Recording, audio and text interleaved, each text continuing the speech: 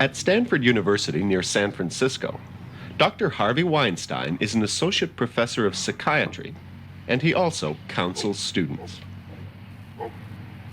Karen, why don't you tell me some more about the anxiety that you've been feeling?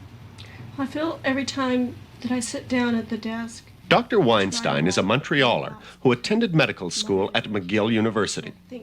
But he refused to do his postgraduate work in psychiatry at McGill's Allen Memorial Institute because there his father had been used as a human guinea pig.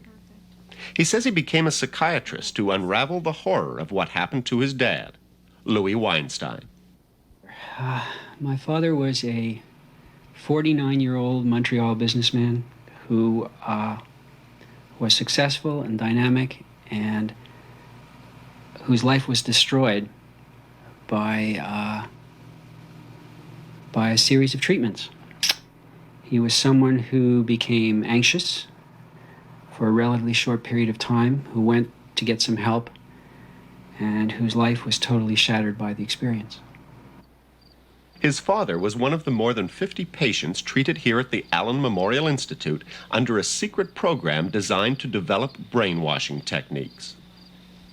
The Allen has an international reputation as a renowned psychiatric institution.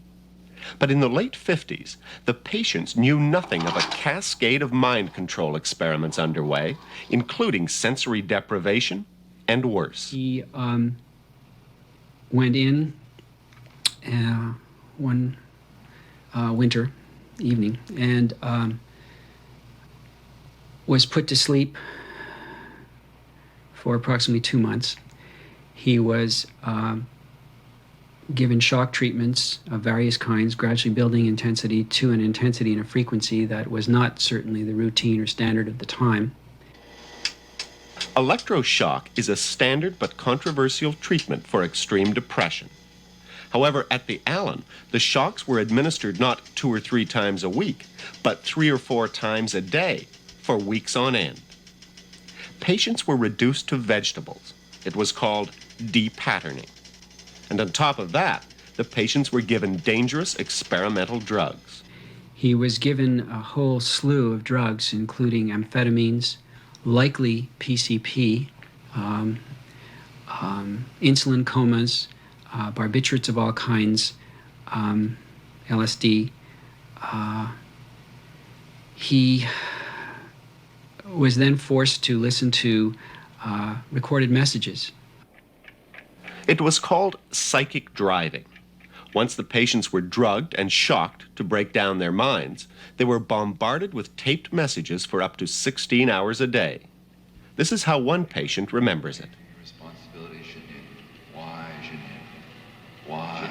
Why are you running away from your responsibility? Why are you running away from your responsibility, Jeanette? Why? At the end of the time, my father was someone who was unrecognizable to me or to anyone else in the family or his friends. He was someone who could not function in this world, whose perspective didn't extend beyond the next 5 minutes, who had no recollection of the past, and almost no recognition of the present. The CIA was behind it. Documents pried loose in 1979 showed that through a front organization, the Central Intelligence Agency funded what was called the MK Ultra Project. In Montreal, it was run by Dr. Ewan Cameron. These are the days and hours are the occasion. Cameron had a worldwide reputation as chairman of McGill's Department of Psychiatry and president of both the American and World Psychiatric Associations. And it is his mind, no less, which may destroy mankind.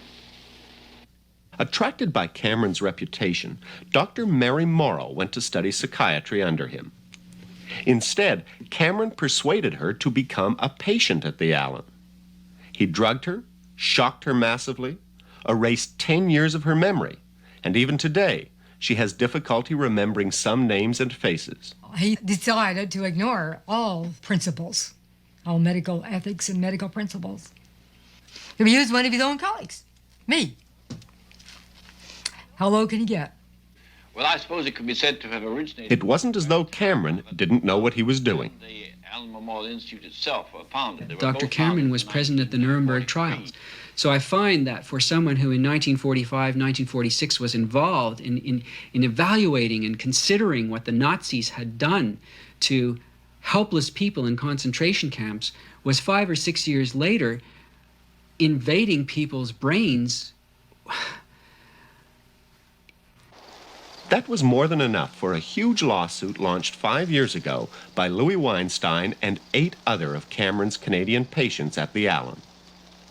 They sued the CIA for ruining their lives and were willing to settle for as little as $250,000 each. But the case has gone nowhere. In fact, the CIA has tried to dismiss them with $25,000 each as a mere nuisance settlement. We got a lot of stuff out of Gottlieb here. It's one of his depositions. The case is being carried by Joseph Raw, a prominent American civil liberties lawyer. So far, Raw has received no fees, and in fact, his firm has spent $10,000 out of pocket. What he needs most is cooperation and documents from the Government of Canada. When the Fifth Estate case presentation came out in January of '84, we got call after call from the government, what can we do to help? You alerted them. They never made the slightest doubt that we were right. They were saying, what can we do to help? What can we do to speed it up? And we told them. Then why didn't something happen?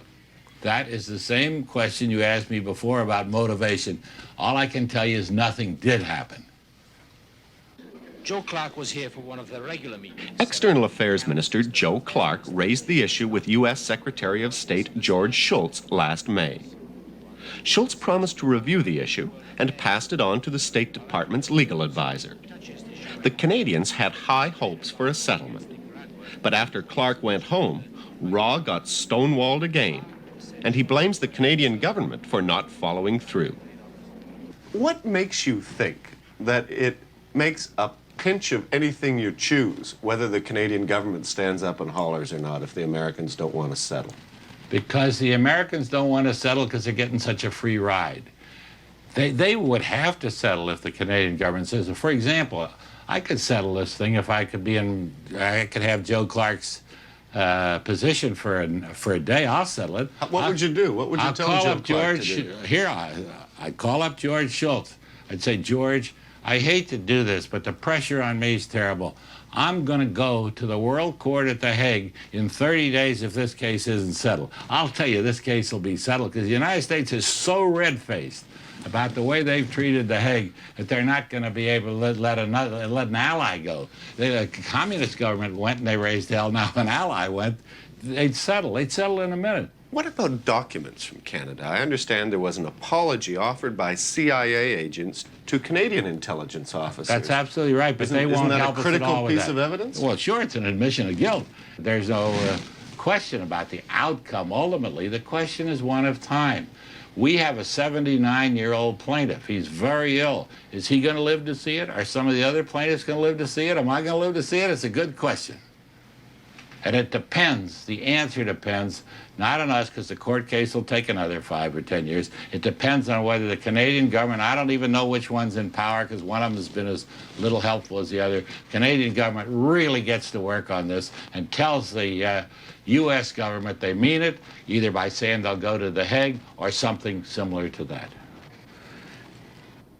External Affairs Minister Clark writes to us that he's still deeply concerned and intends to raise the issue once again with Shultz when they meet in Calgary next week. But for the victims and their families, time is running out. Harvey Weinstein's father is 79 now and failing.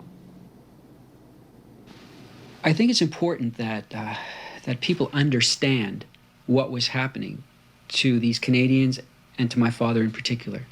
Because you hear words like depatterning and psychic driving, and those are the words that Dr. Cameron used in his papers, and they sound very clinical. But don't give one a sense of the horror of this process. Robert Logie of Vancouver, another victim, was depatterned. He was injected with LSD, put to sleep for 23 days, hit with the massive electric shocks, and brainwashed with the recorded messages. I've never been able to sleep without medication since the sleep treatment. went through years and years and years of severe depressions. I dream about it. All my waking hours, I think about it. It's eating me up. Janine Huard of Montreal went through the same chamber of horrors. She had come for treatment of common depression after childbirth, and that treatment destroyed all of her plans.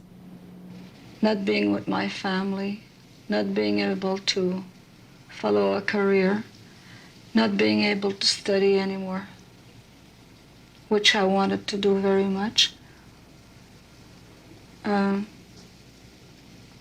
would say it cost me my life.